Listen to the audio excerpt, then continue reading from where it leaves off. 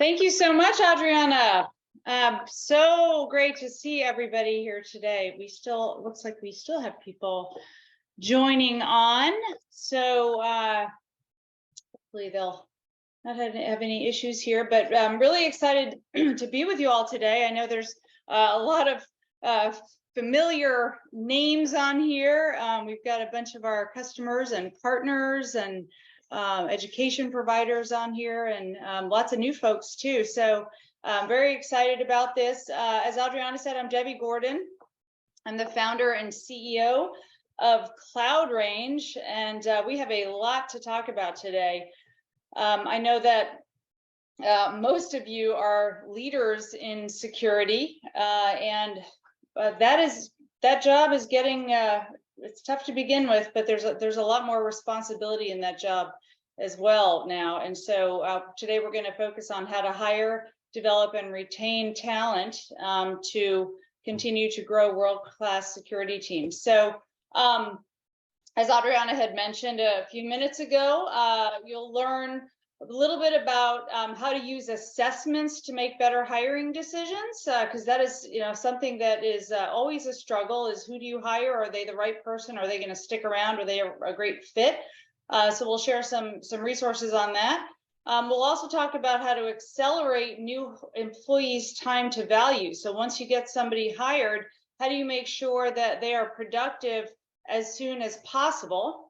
And then third is, how do you plan and track employees' skill development? Because a lot of security leaders don't know exactly what people should be doing, not just based on their role, but what's going on in the world and what kind of new opportunities for learning and development there are with the ever-changing threat landscape. And then finally, we're going to talk about designing learning plans for the purpose of creating career paths and to optimize retention, because as hard as it is to find the right people, it is just as hard, if not harder, to retain them. So from the moment somebody's hired, you have to be thinking about how to retain them. So all of these things could be overwhelming, but with the right tools, it makes it a lot easier. So first, I'm going to do just a quick poll here, and here we go. So if you all just take a second, just your thoughts on how the cyber skills shortage has affected you and your organization. So you have unfilled positions, you have high employee turnover, lack of experienced candidates, increased cyber risk as a result, or all of the above. So I'm seeing lots of responses come in here. Very good. Yep. And one of the ones that's highest here, looks like people are changing their answers as they get to see the all of the above on here. So still seeing a few responses come in. It actually looks like these are spread out across. So we've got people with unfilled positions. So 38% of you have unfilled positions, 23% have employee turnover, 46% lack of experienced candidates, 23% have a defined cyber risk as a result of this, and 31% are all of the above. So not surprising whatsoever. Thank you for enlightening us there, and really good stuff. So let me get off here. So just a little bit about Cloud Range. I know a lot of you are familiar with us already, but so Cloud Range is we've been around, gosh, 4 years now, which seems like a really long time in the cyber world. Everything's moving very quickly. We are headquartered in Nashville, Tennessee, the cyber capital of the country. But no, we're really, we have customers and partners all over the world and staff all over the world. And we were the first remotely delivered cybersecurity simulation training solution in the industry. And why that's important is that simulation is an element of everything we do. Experiential learning is the way that people learn and retain and are most effective. And previous to Cloud Range, there were no simulation solutions out there in the form of a cyber range that enabled customers like yourselves to be able to utilize something in an effective, useful, and relatively easy manner while seeing a very significant improvement in your team's skills and preparedness. And what's important about that is with the skill shortage out there, it's not just about not being able to find people, but you all are overworked too. So the last thing that you need to do is try to figure out how to hire, train, and retain people with figuring it out on your own. So this is really a new category in cybersecurity. We have customers in nearly every industry, everything from manufacturing, energy, healthcare, banking, financial services, government, higher education, because there's such a need now and a dependency on getting your staff upskilled, not just once, but on a continuous basis. So we're really excited. I've been so pleased about where the market has come, because just 4 years ago, people weren't talking about people. They were talking about technology and tools, and now everyone's realizing that people are such an integral part of your cyber defense system. So you're all probably very familiar with the skill shortage. There are close to 4 million open jobs globally, but that also means that the people that do have jobs in cybersecurity often get burned out. So we need a way to make sure that those people have a plan, that we're able to hire and train and onboard new people and keep them engaged. But organizations in general are understaffed, and clearly retention is a problem. So we're going to address that today.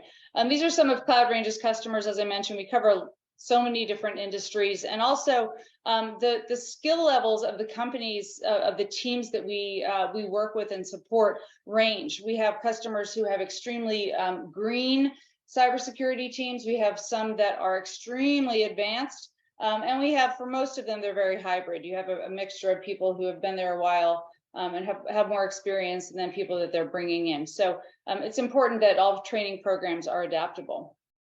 So 4 years ago, Gartner put out this statistic that there's this estimate that by 2022, which is today, not for much longer, 15% of large enterprises will be using cyber ranges to develop the skills of their security teams, which was up from 1% then.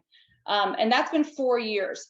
It has grown, and I think they were short significantly. The adoption rate of our simulation programs and the need for simulation training and preparedness has just grown exponentially.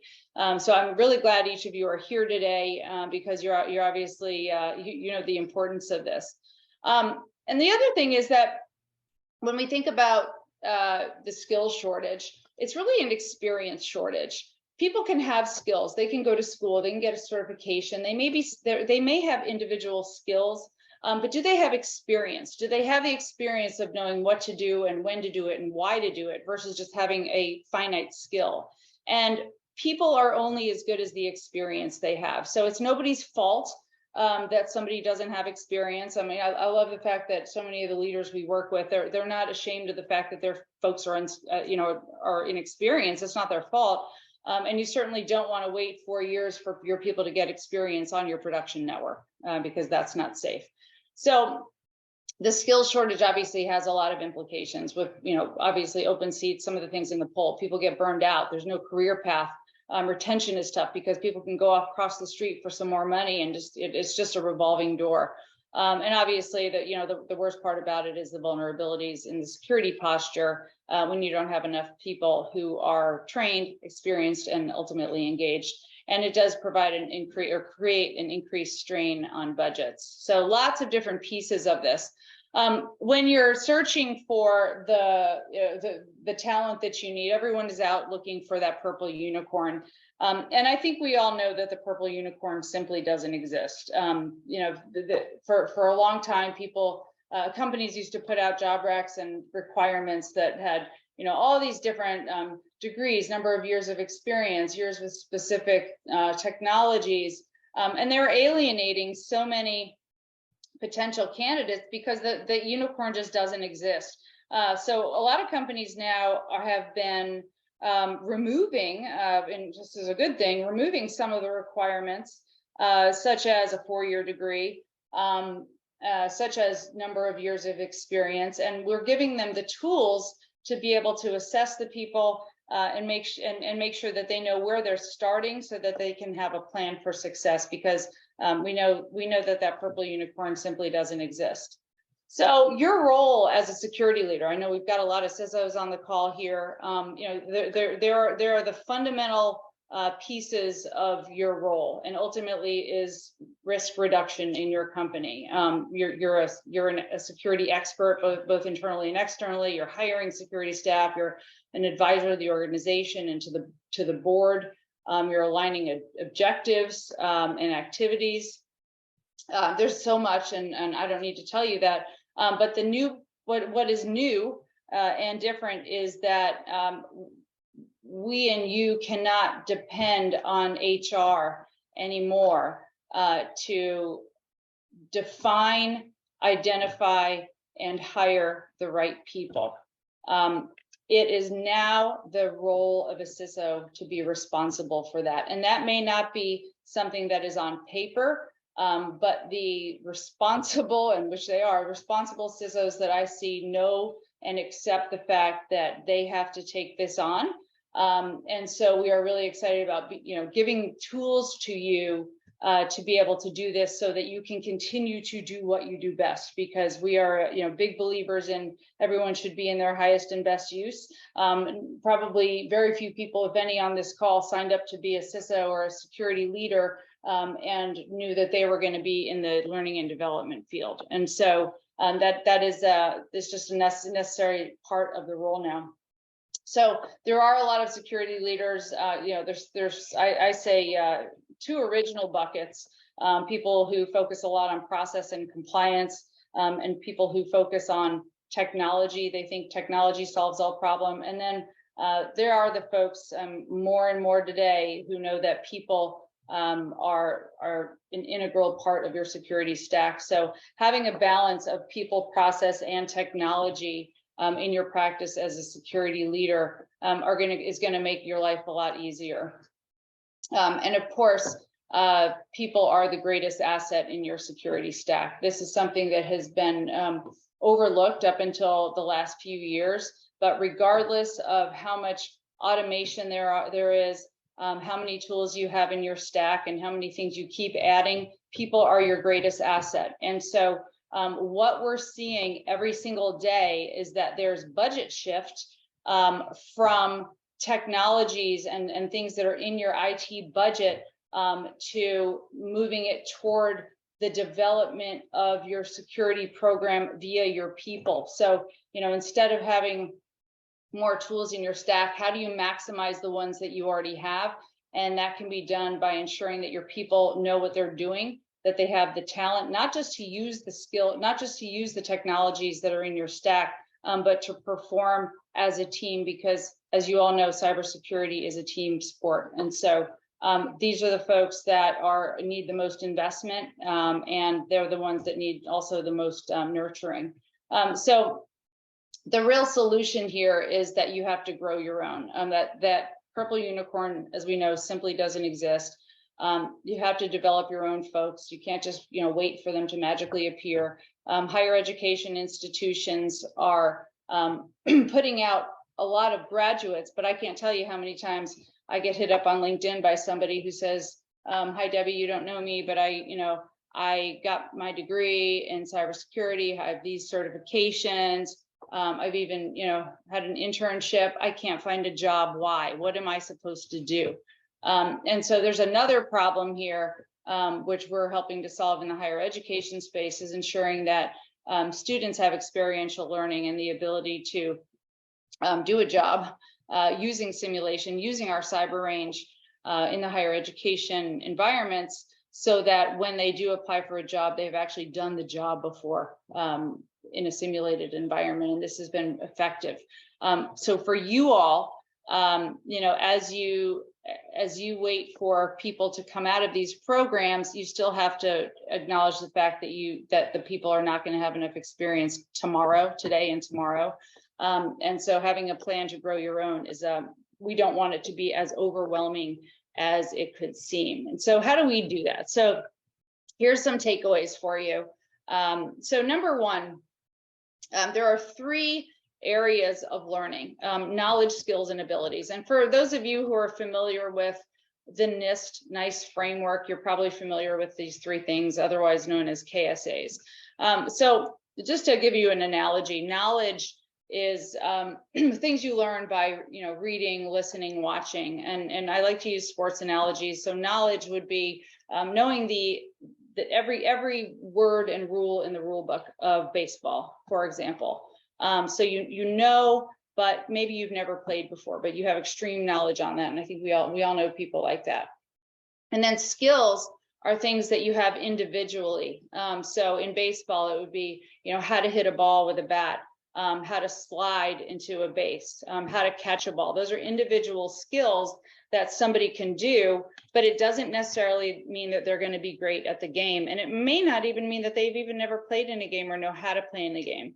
The most important part here is abilities. Can the person actually show the competency to perform those skills, and knowing not just what the skill is and how to use it, but why to use it and when to use it and with whom to use it. And so in sports, the abilities is actually, can you get on that field and can you play the game? Do you know what to do and when to do it and how to do it, and even with whom to do it? Because cyber is a team sport, and when people don't know all the different stakeholders in an incident response, for example, they're not going to be able to make the right decisions, even though they may have a specific skill of knowing, how to write a rule in a firewall, for example. And so the abilities portion is the piece that has been missing, and that's where we've solved for using simulation. And that can take somebody from being hired to being an extremely valuable asset to your team very quickly.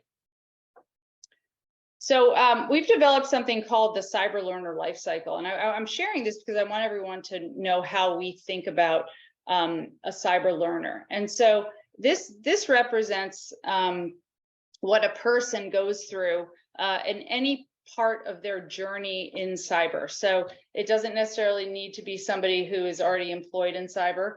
It could be somebody who is just thinking about getting into cyber. But the first thing we need to do here is first we need to qualify that they are actually capable of being good at a specific role in cyber. And what this means is that everyone is born with different innate talents, and not everyone may be great for a specific job in cyber. And I'm sure if I asked and said, what is the one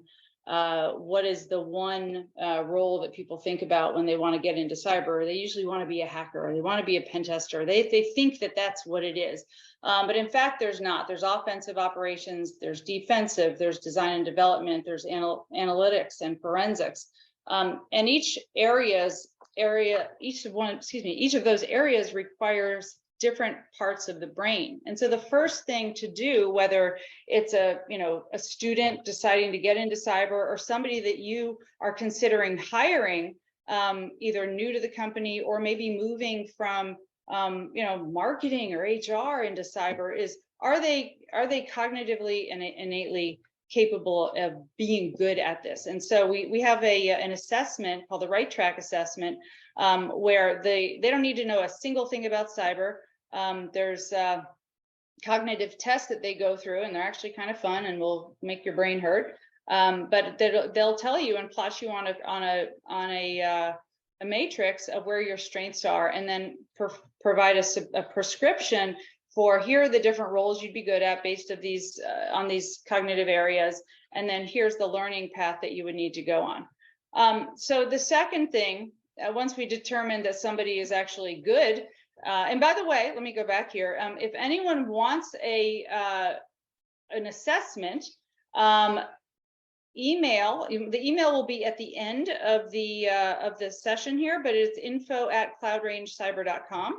and we can just put your name in there. We can get you one of these for free. So next thing is we have learning. So first you get them on a path, and then they're learning. So whether this is during an educational program or while they're employed with you, they have to learn, and it's all the subject matter. So in this case, we're talking about somebody in school. And then now that you're looking to hire people, they've been qualified, they have learned. Now they're going to apply for a job, and you have to assess them. So how many of you have gotten so many great applicants? They're, great interview, their resume looks great, and then you hire them, and just things go to junk from there. They didn't really perform the way you thought they could, and then you're in a bind because you've got this employee. So we've developed an assessment called the Fast Track Candidate Assessment, and this is in fact a cybersecurity assessment for a specific role. So if you're and we do these assessments based on the NICE work roles. So if you're hiring for a specific role in cyber, you can give an assessment. And this is a live simulation based exercise that you'd put a candidate through toward the end of your process once you think you want to hire them, and it'll actually show you what they can do. And so the assessment will be a live version of what they'd be doing in their job. So if they're a SOC analyst, they're going to be looking at similars, they're going to be doing investigations. We've got these different assessments for different roles, and you can see firsthand what they can do and what they can't do. But most importantly, it helps give you a baseline for if this person otherwise seems qualified and they have the will, this can be a great way to set them up for success. And then we also use the cyber range and simulation to get new employees up to speed quickly. So this is obviously where you're accelerating their experience. It's a safe environment, immersing them in live fire simulations with the team, which builds teamwork and obviously cyber defense effectiveness. So and then finally, in cyber, unlike other IT roles, there is an ongoing need for continuous learning and development, not just to enhance skills, but because there are so many new threats. We use the MITRE ATT&CK framework to develop all of our content. And so there's always more to learn. There's always new threats, new TTPs, and people have to be trained on those on a continuous basis so that they can have a plan. We can help maintain them in their role, but then upskill them and advance them into new roles so that you retain them. It creates a better culture. It keeps people engaged and improves employee satisfaction. So we've got all these tools. And somebody just asked if the range is able to do digital forensics investigation. Absolutely. So we actually have a fast track for that too. So the learning paths are a really important piece here because it's not just learning to do what your job is and becoming better at that, but having a path to say, I want to move from this role to this role, and knowing exactly what skills and abilities you already have and what you need to be able to do that in the future. And people love to have something to look forward to. And if you can provide that, that's what your employees are craving.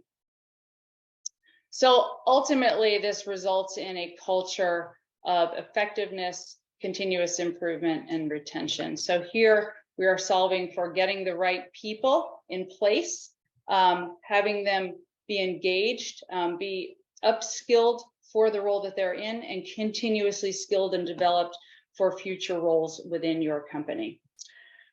I know we ran through this pretty quickly. Didn't want to keep you for more than a half hour here today, but we love to do this for new companies that we have the opportunity to work with. One of the things that really put Cloud Range on the map is our live fire team-based missions. And so if you are interested in doing a mission, which is a live fire simulation for your team, send an email here to info@cloudrangecyber.com, and I recommend you all do that now. Info@cloudrangecyber.com, and just put let's see, 11/15, that's the date, mission in the subject line, so we'll know where this came from. But this is a 4-hour session for up to 10 people, and this is really where you're able to see where the strengths and weaknesses are, or I should say room for improvement in the team, and we help build out a prescription with you. These are incredibly effective. So, and also if you're interested in getting a sample of the Right Track cognitive assessment, you can put that in the same email and request that as well. So we're happy to send those out. So with that, I know we're at time. I'm going to take a few minutes here if you all want to stay on for some questions, and you can throw it either in the Q&A button, or I know that we had one question come in the chat, which I already answered about digital forensics investigations, which you can do. So Adriana, do you want to go? I know you've got, you can see the questions. You want to start with one or two of them and sure. Go there. One came in and it asked how accurate the results were for the assessment.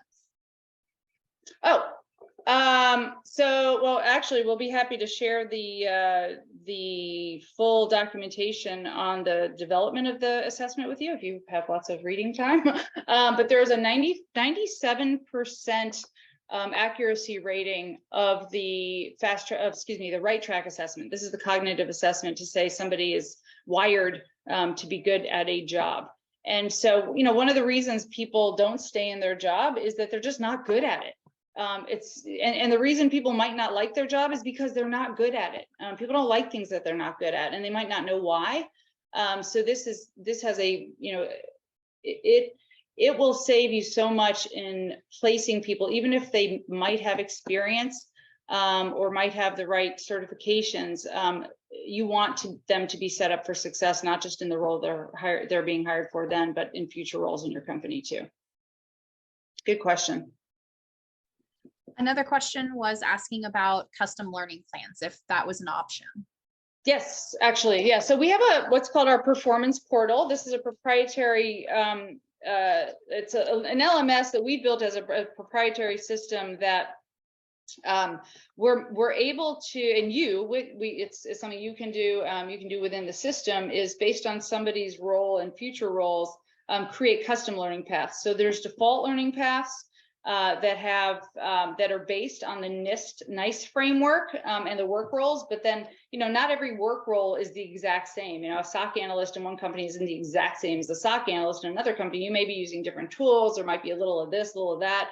And so you can actually use defaults and then add and subtract different knowledge, skills, and abilities codes to it, and it will spit out exactly what in the content library and scenarios that we have that the person would need to do. And we've got over 1,500 different lab exercises for individual skills training, in addition to all the live fire team training. And so another question I just came up on the Q&A here is how to access cyber assessments. So those are all online. So we will, when we send you one, you'll get a link, and then you'll receive the results also through that same interface.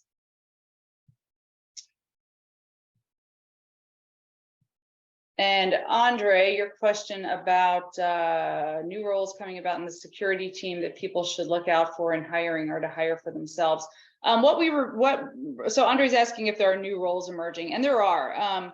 Now it varies for companies. Sometimes it depends on what technologies they're using, but the way I want to respond to that is that in our performance portal, you will be able to choose from so many different types of skills and abilities that you're able to assemble a custom role. So if you are creating a new role that might not map exactly to one of the NICE framework work roles, you can create that custom, and then it will show you, because all of our content has the codes associated with it. So it'll basically prescribe what you would need to do, or what that person would need to do in their role.